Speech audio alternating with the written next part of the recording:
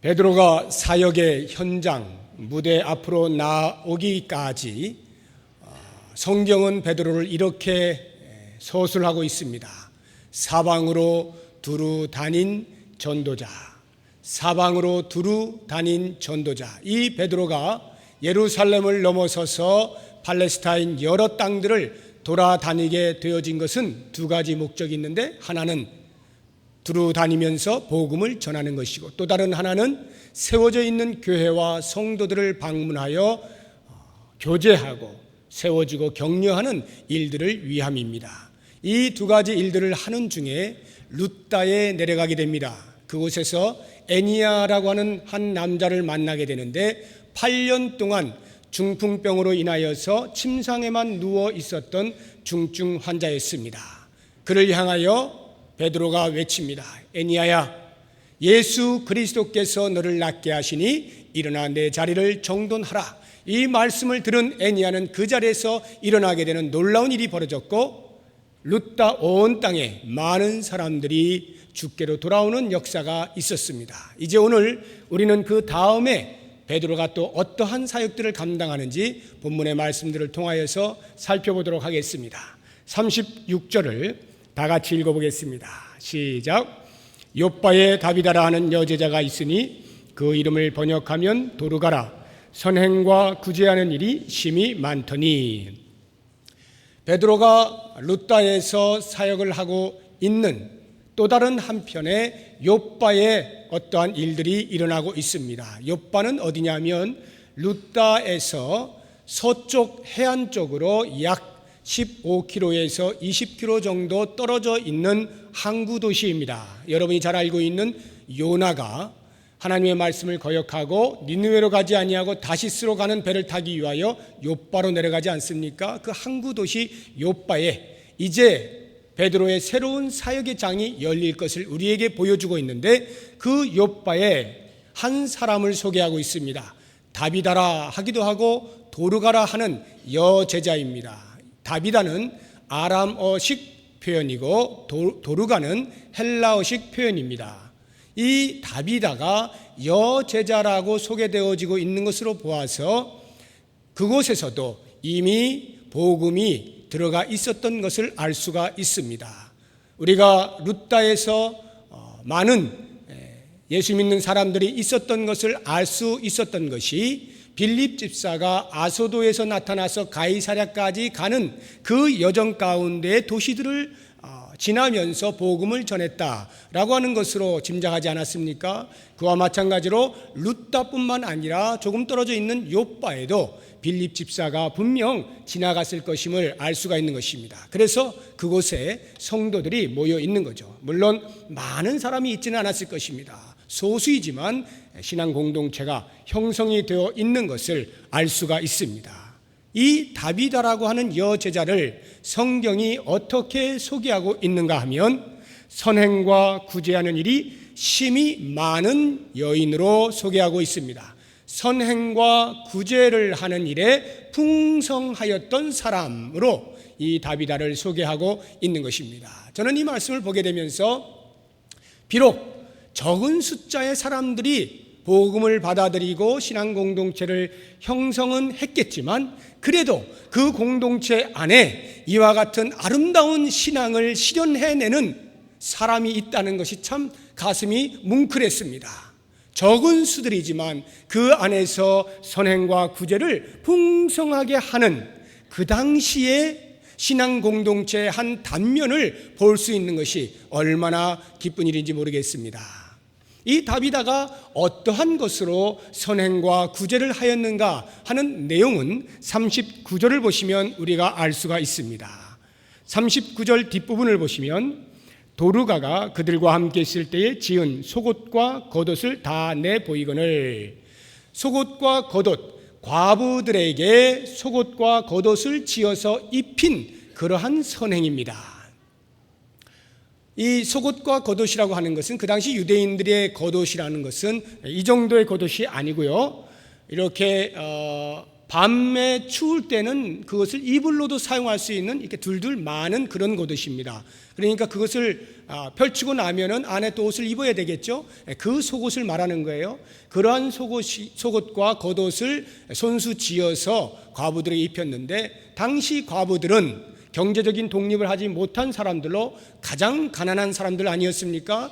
그들에게 그와 같은 선행을 함으로 구제를 하고 돕는 일들을 감당을 했던 것입니다. 아마도 그런 것으로 보아서 이 다비다는 적어도 바느질을 참 잘했다 하는 것을 알 수가 있고, 또 그러한 옷감들을 구입할 수 있을 정도의 경제적인 여력은 있었겠다 하는 것을 우리가 짐작을 해볼 수가 있는데, 이렇게 바느질 잘한 것을 오늘날로 말하자고 하면 그냥 평범하게 말하면 옷을 수선하는 사람, 이 정도로 할 수가 있을 것이고, 좀 더 세련되게 말을 한다면 패션 디자이너 이렇게 말을 할 수가 있겠습니다. 그러한 재능을 가지고 있었던 것인데, 성경은 이러한 재능을 가리켜서 성경적 용어로 은사라 이렇게 말을 합니다. 은사, 그러니까 바느질을 잘하는 은사를 가지고 있었던 다비다. 그리고 어느 정도 경제적으로 다른 사람을 도울 수 있는 여력을 가진 다비다였던 것이죠. 자, 이 은사, 신앙 공동체 안에 은사가 있다는 것은 참으로 좋은 일입니다. 은사가 무엇이냐면 하나님께서 각 사람에게 주신 재능입니다. 그런데 이 재능은 어느 사람에게는 주고 어느 사람에게는 안 주고 하는 것이 아니라, 각각 재능의 모양은 다를 수 있지만 어느 한 사람 예외 없이 하나님께서는 그 신앙 공동체 안에 들어온 자들에게 다 재능을 주셨어요.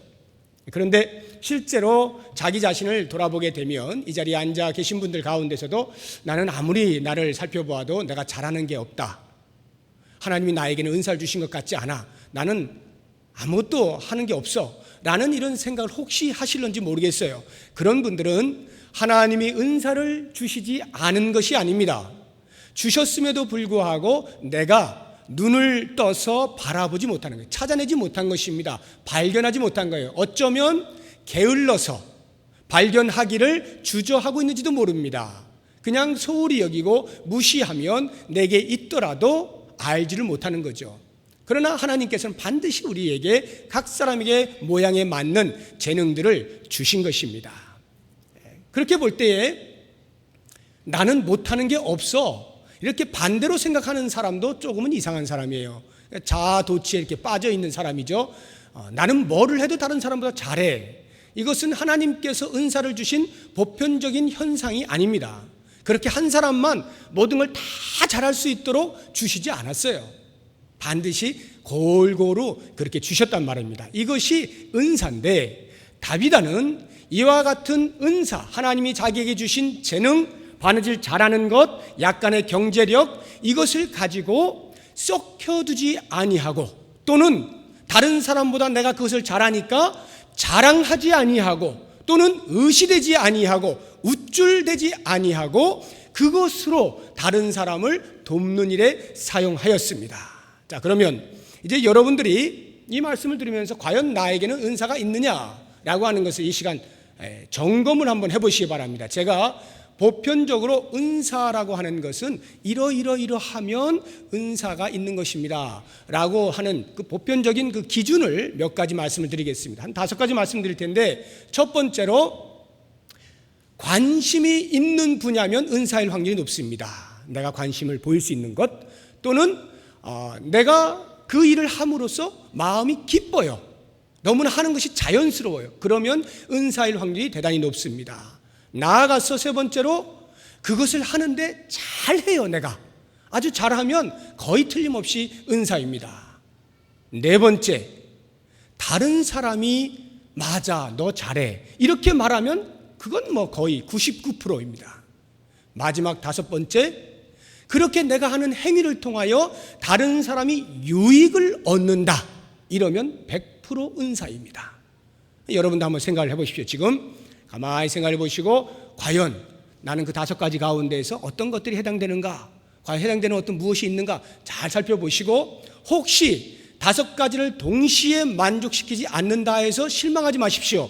잠재되어 있는 것이 아직 발견되지 아니할 수 있는 것이거든요.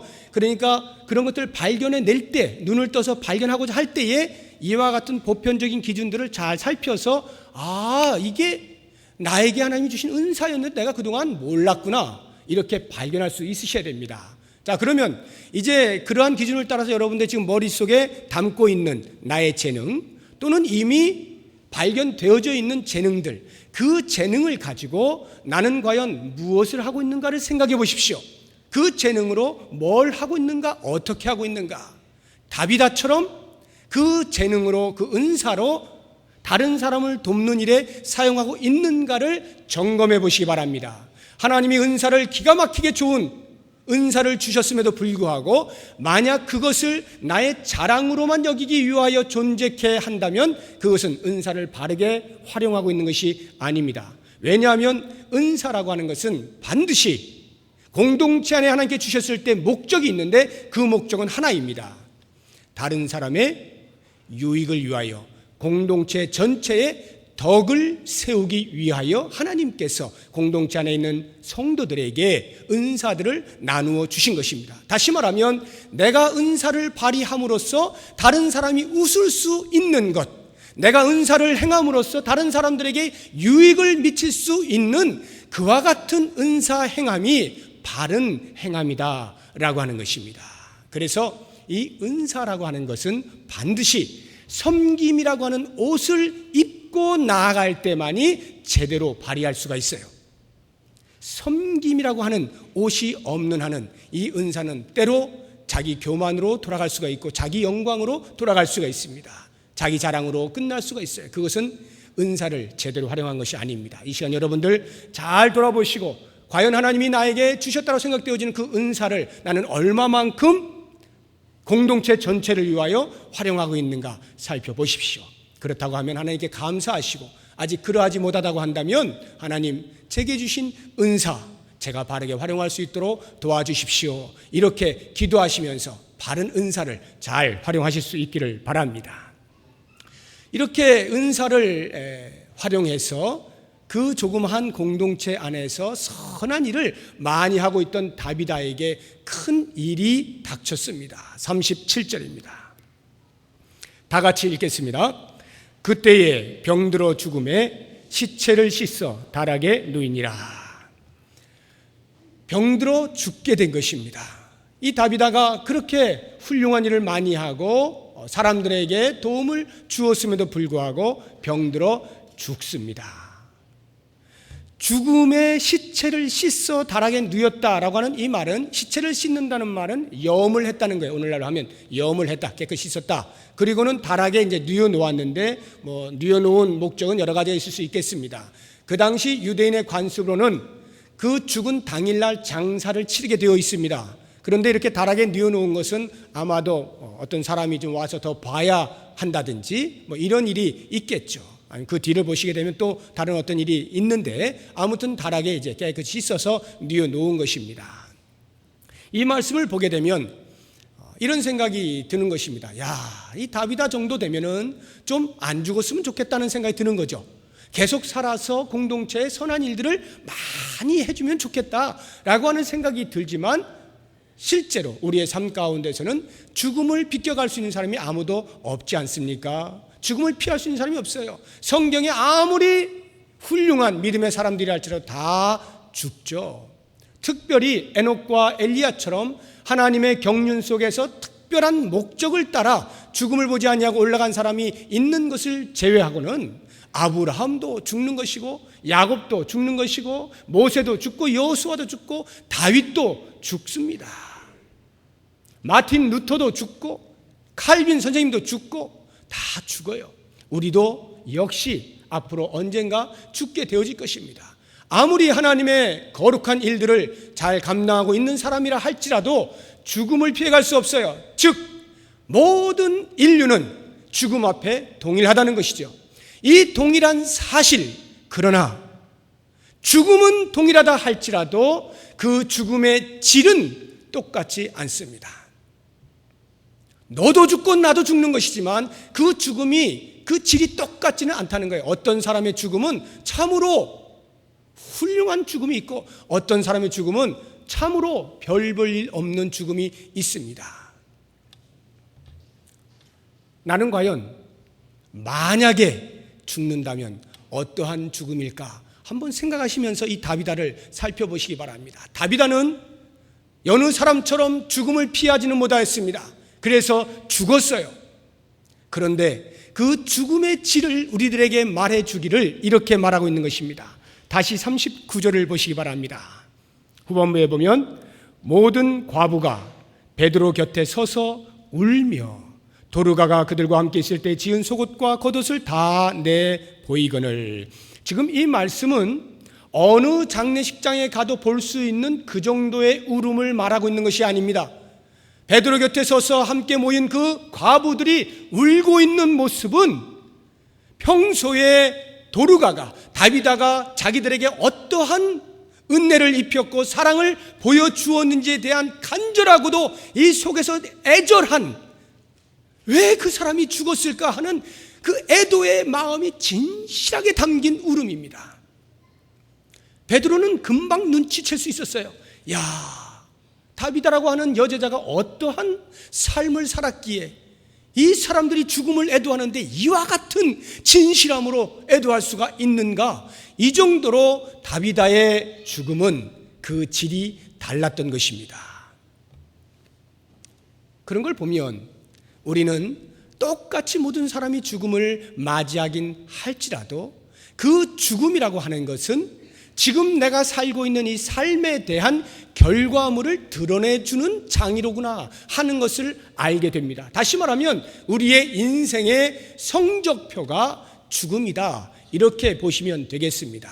물론 궁극적으로는 마지막 날 주님 오시는 때에 우리가 우리의 모든 삶에 대하여 직고하면서 그 최종적인 성적표를 내밀겠지만 그 중간 일시적으로 우리의 육신의 숨이 멎는 그때의 중간 점검을 받는 거예요. 사람들로부터 이 사람은 이런 사람이었다 라고 하는 평가를 받게 되는 것입니다.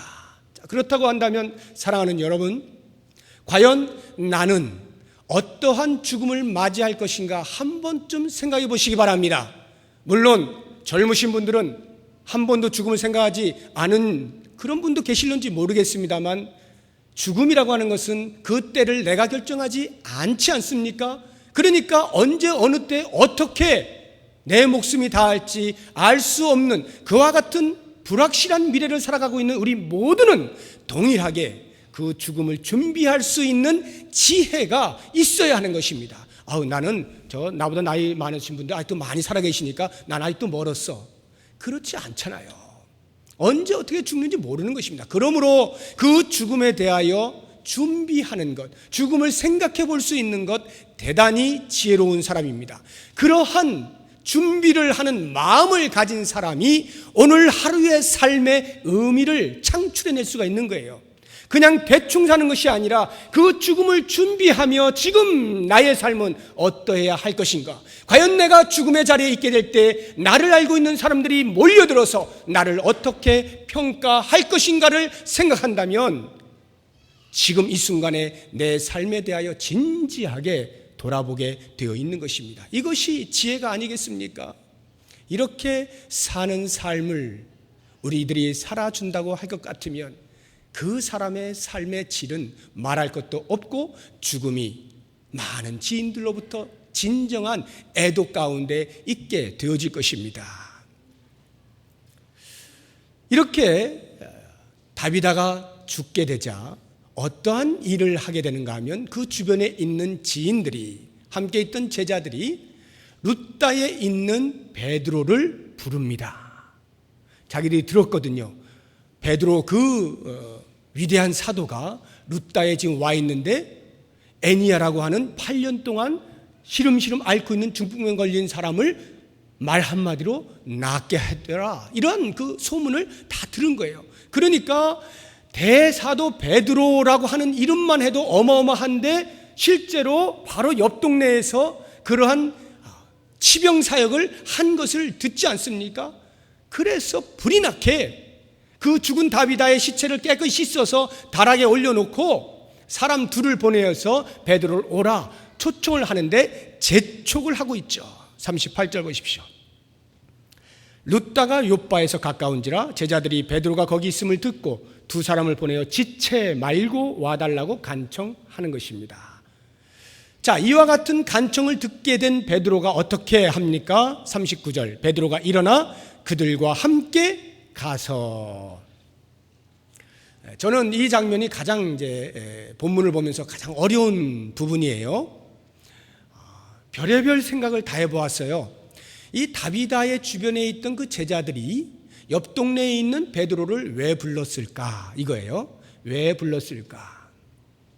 물론 우리가 가장 쉽게 생각하자고 한다면 혹시라도 애니야를 고쳤는데 혹시라도 죽은 사람도 살릴 수 있지 않을까? 혹시 대사도 베드로의 능력이라면 가능하지 않을까? 그런 어떤 가능성을 염두에 두고 제발 좀 빨리 와서 어떻게 좀 해봐 주세요 라고 하는 그러한 심정으로 불렀을 수 있겠습니다.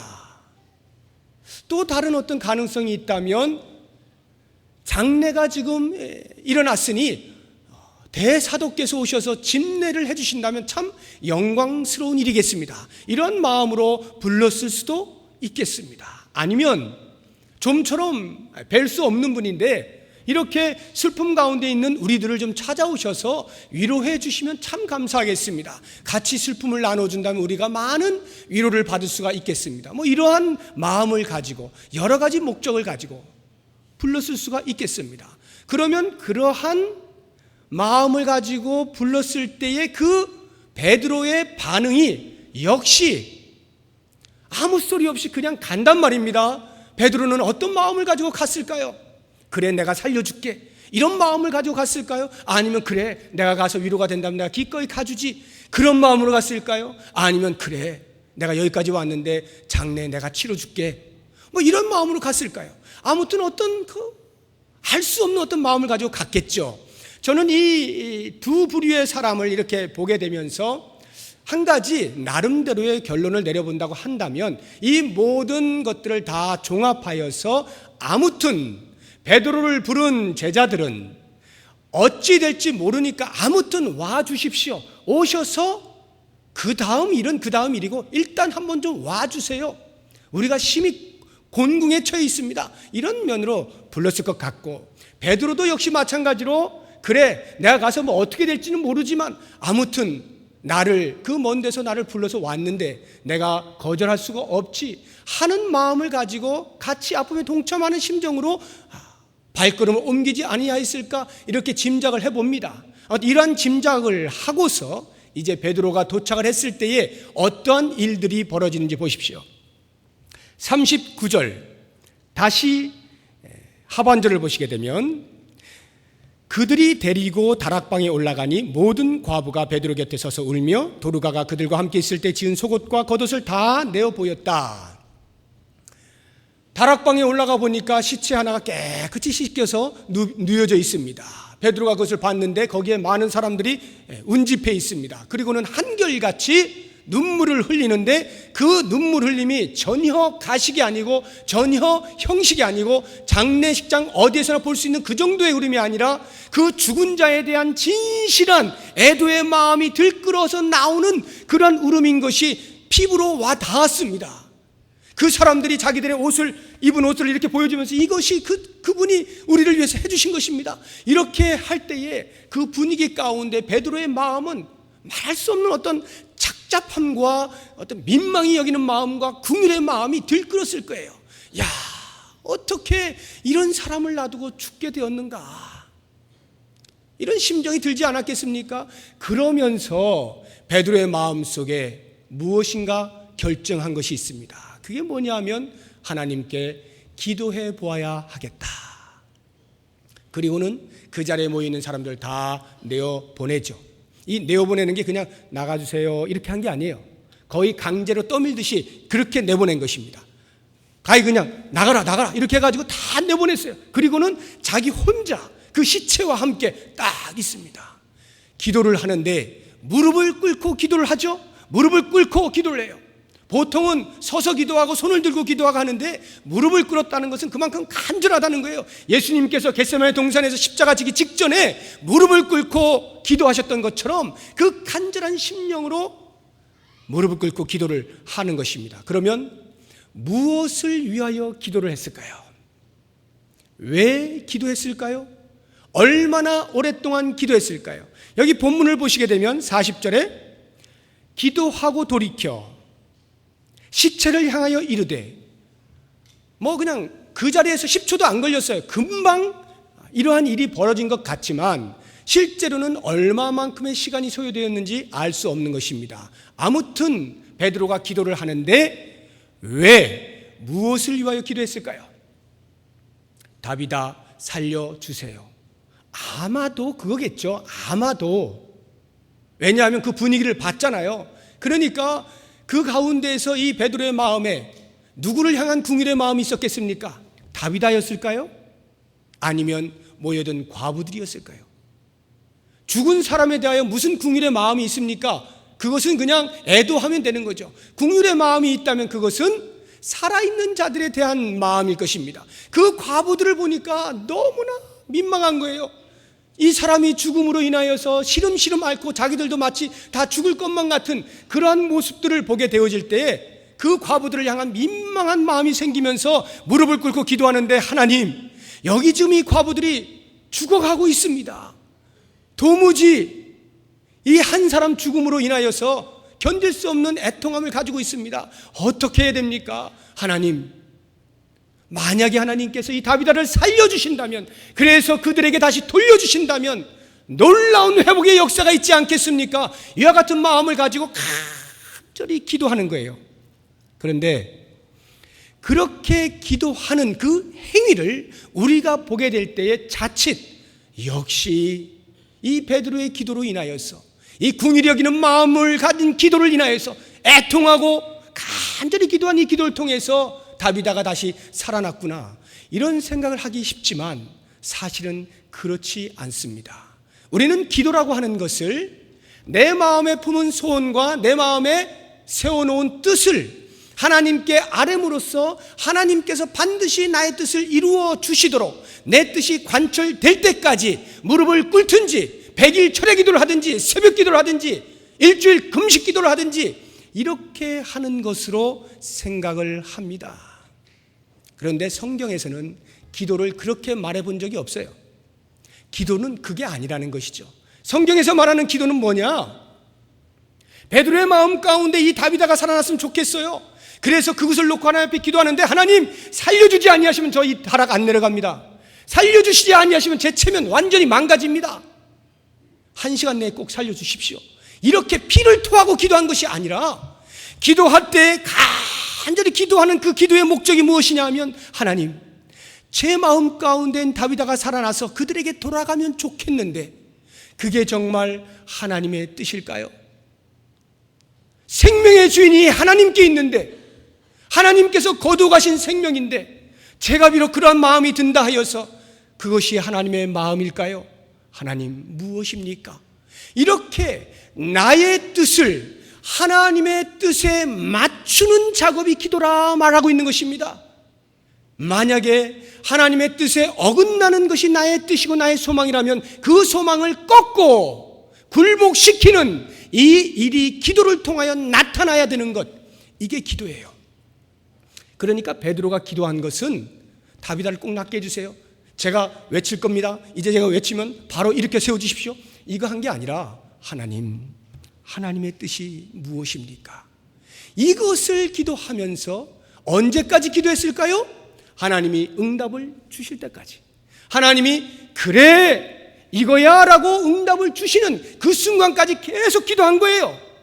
그러다가 결국에 그의 마음 가운데 하나님이 들리신 음성이 있습니다.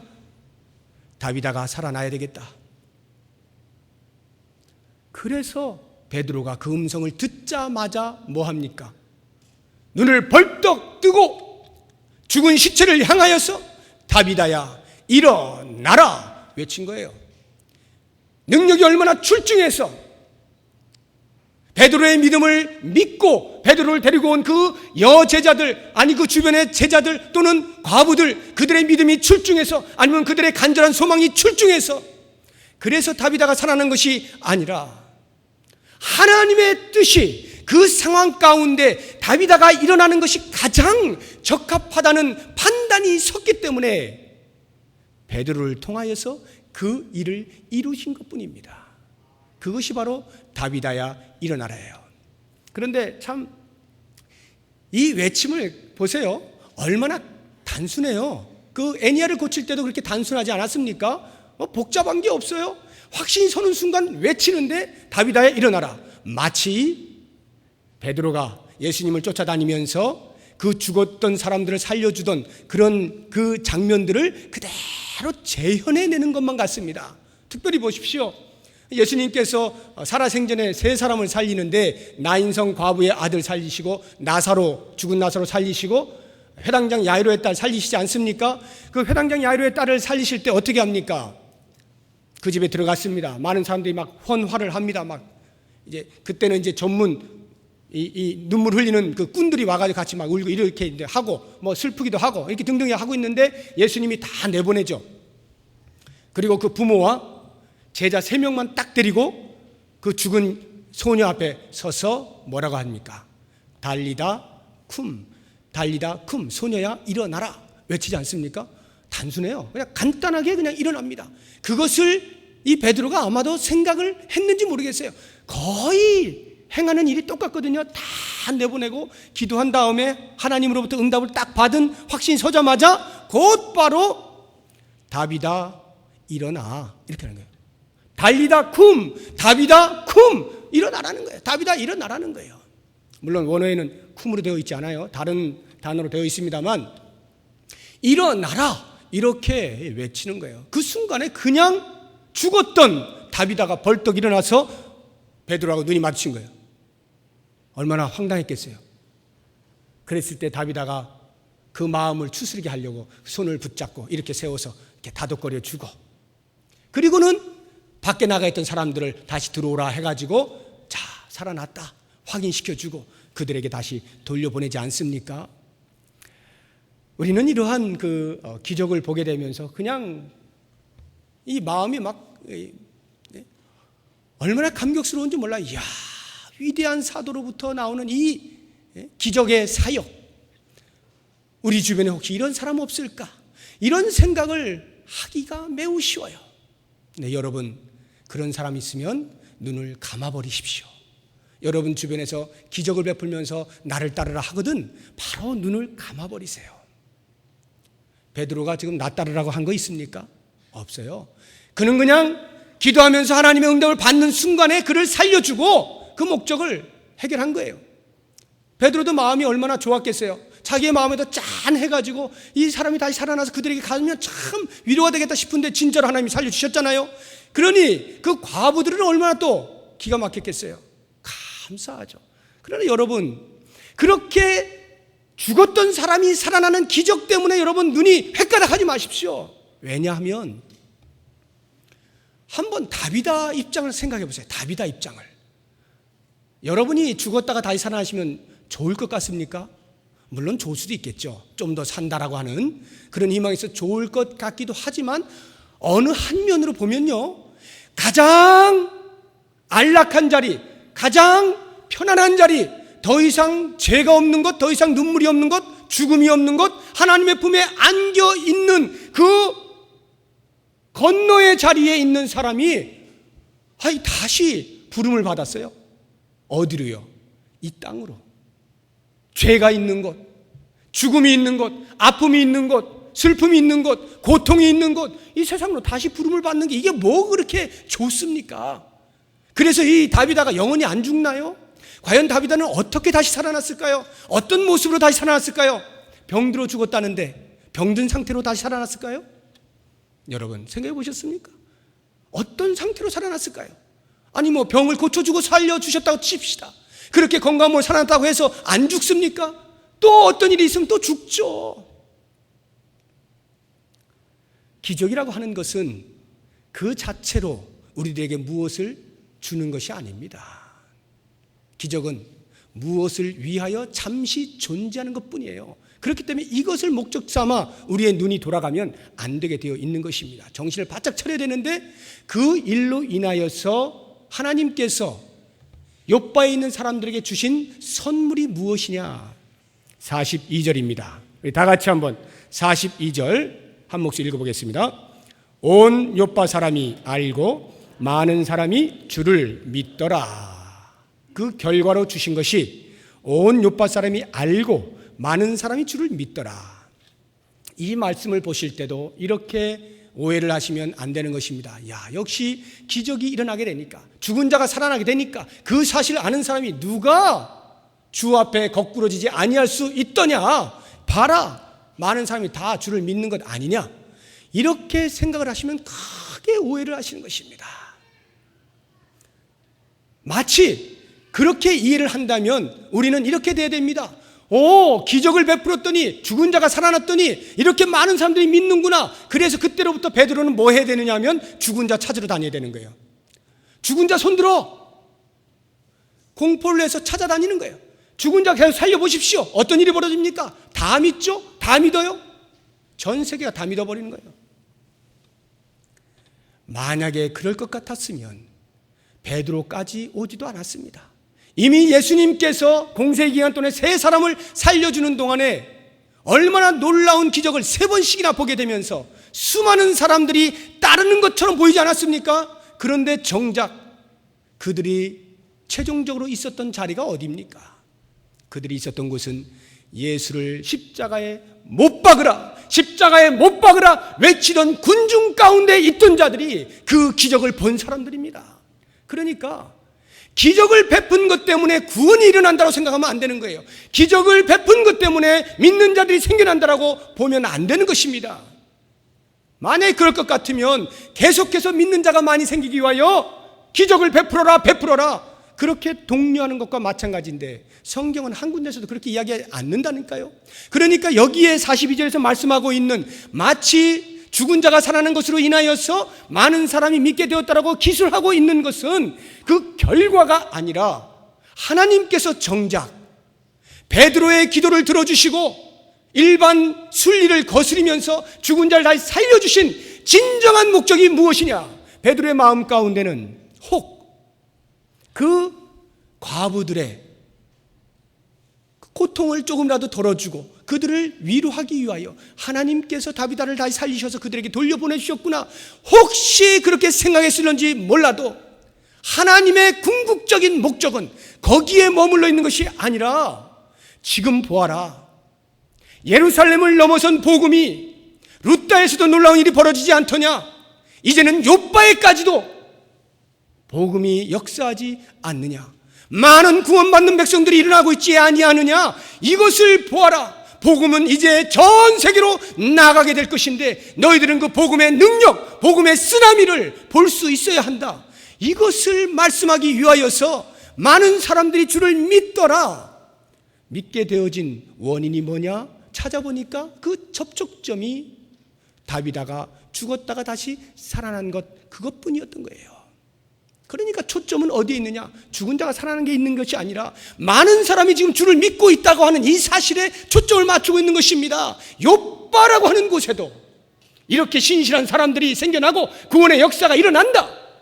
복음이 들어가면 어느 곳이라도 변할 수밖에 없다는 것을 보여주고 있는 거죠.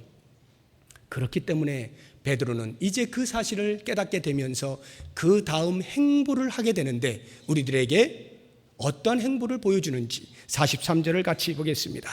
같이 읽어봅니다. 베드로가 요빠에 여러 날 있어 시몬이라 하는 무두장이의 집에서 머무니라.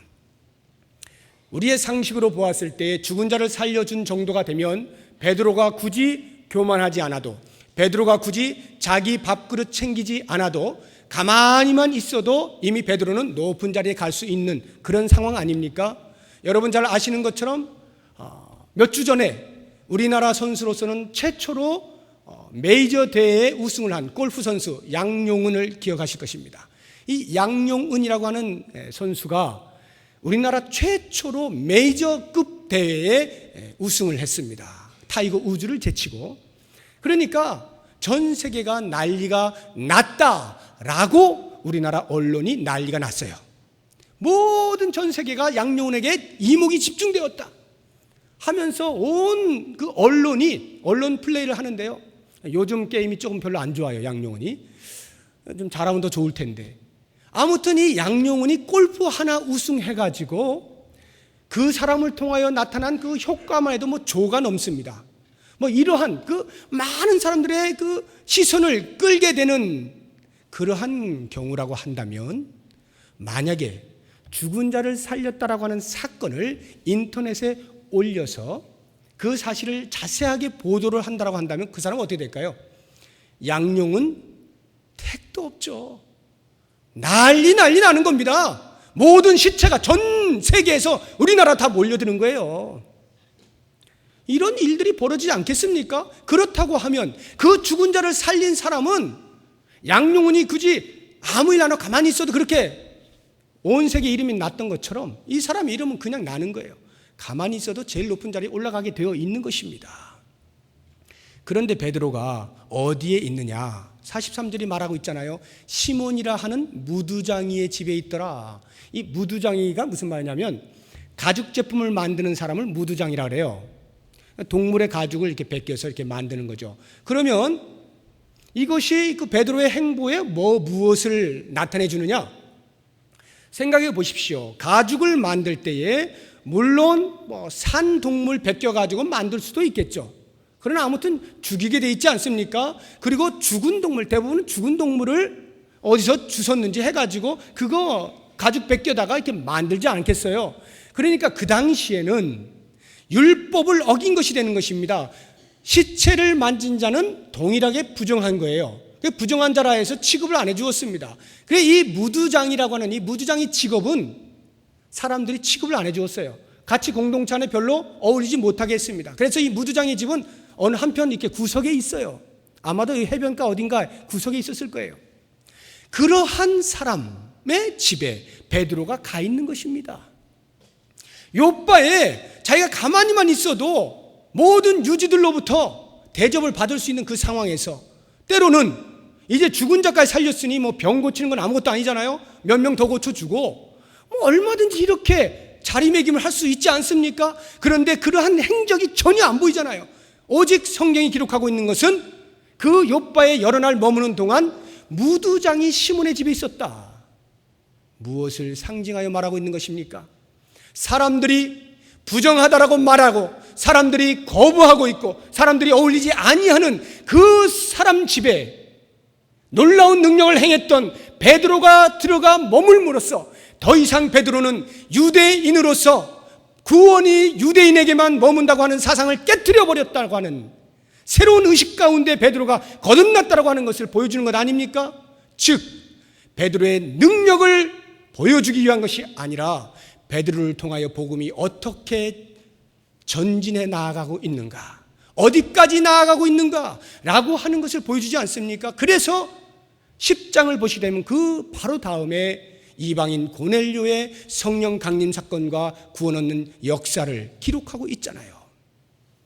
바로 이러한 복음을 복음되게 하는 것을 위하여 애니야가 고침을 받은 것이고 죽은 다비다가 다시 살아난 것임을 꼭 기억해야 되는 거예요. 그래서 우리의 마음 가운데는 바로 이 복음이 그 당시에 그렇게 예루살렘을 넘어서서 팔레스타인 전역을 휩쓸고 있는 것처럼 이 시대에 우리 한국 땅에도 오고 전 세계 어디에도 미치지 아니하는 것이 없도록 하기 위하여 우리에게 맡기신 복음의 사명을 베드로처럼 겸손하게 끝까지 감당을 하는 각오와 다짐을 할 수 있어야 되는 것입니다. 그래서 오늘 내가 문을 나설 때에 과연 나에게 붙여줄 분이 누구인가?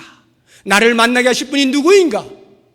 나를 통하여 구원을 이루실 그 대상이 누구일까에 대한 기대와 흥분을 가지고 나설 수가 있어야 하는 것입니다. 오늘 말씀을 정리해 보겠습니다. 한 4가지 정도를 말씀을 드리겠습니다. 첫째, 우리 모두는 은사를 받았다. 하나님으로부터 받은 은사를 발견하시기 바라고, 그 은사가 발견되거든 홀로 꽁꽁 가두두지 마시고 활짝 열어서 공동체의 모든 사람의 유익을 위하여 섬김의 옷을 입고 그 은사를 100분 활용하십시오.